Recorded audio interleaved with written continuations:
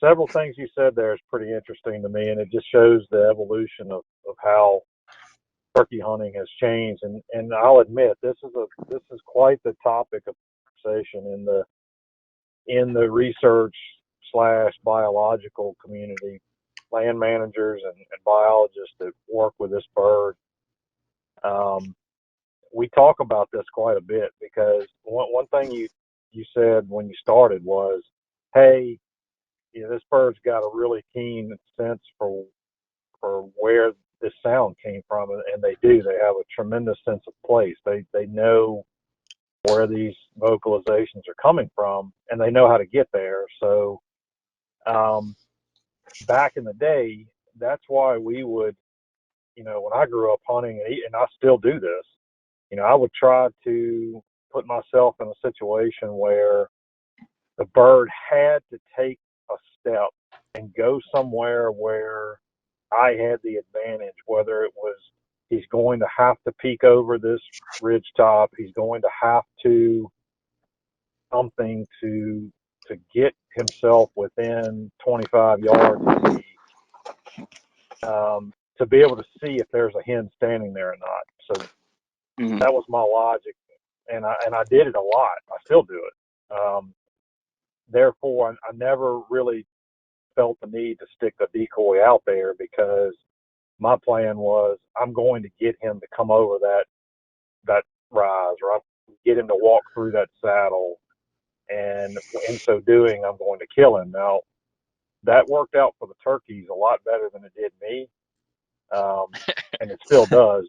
They won many more battles than I won, but you fast forward now to where, you know, what some of the things you were just describing, and and this is not casting shade on what anyone does, but if you really look at turkey hunting, it's become, in some ways, it's become three types of sport.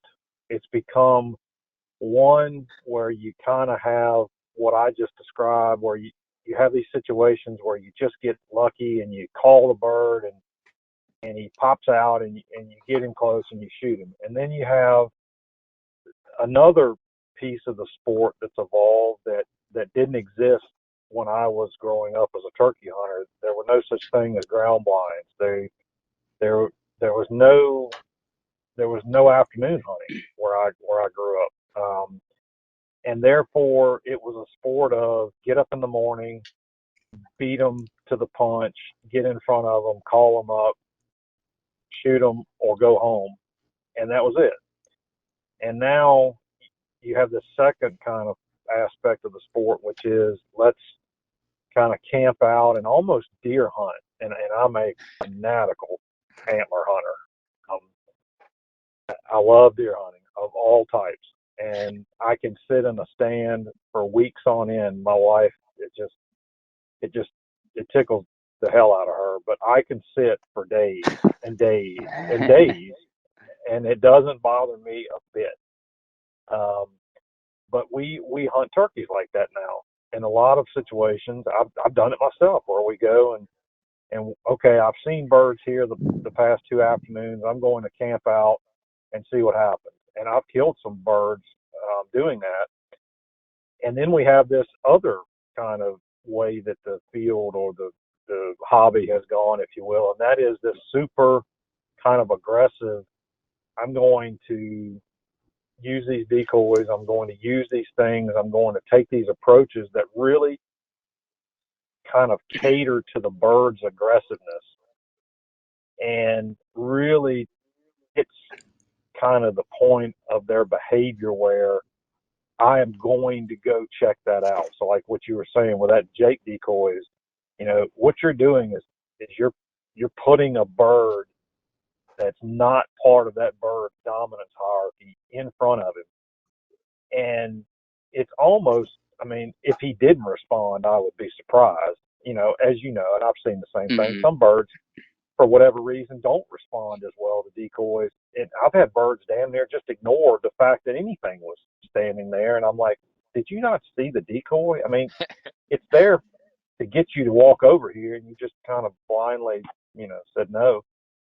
But that's how I see the sport evolving. We basically, turkey hunting has become a lot more diverse in our approaches, and again, this is something we talk a lot about because we really don't know the effect that's having on turkeys.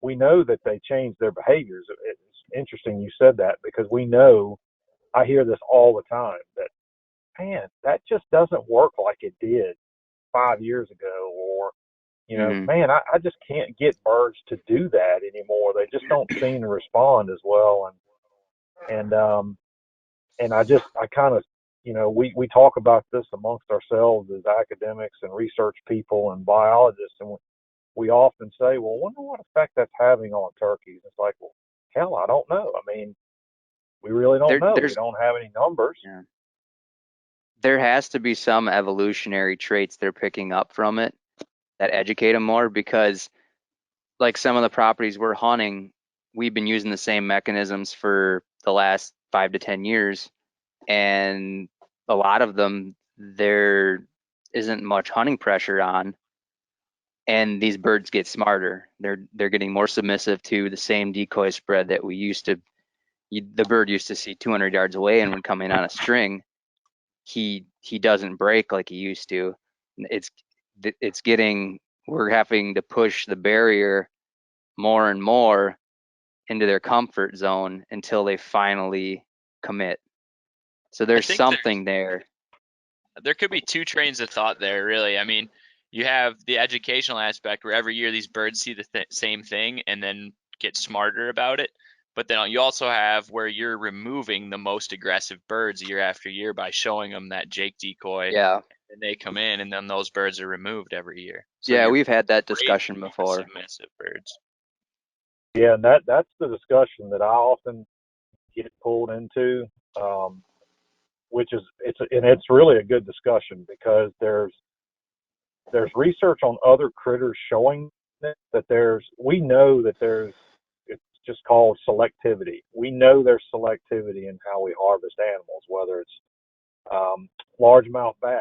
There's been a lot of really good research showing that with intense fishing pressure, you train bass not to be aggressive, not to strike, and you remove the ones that do that.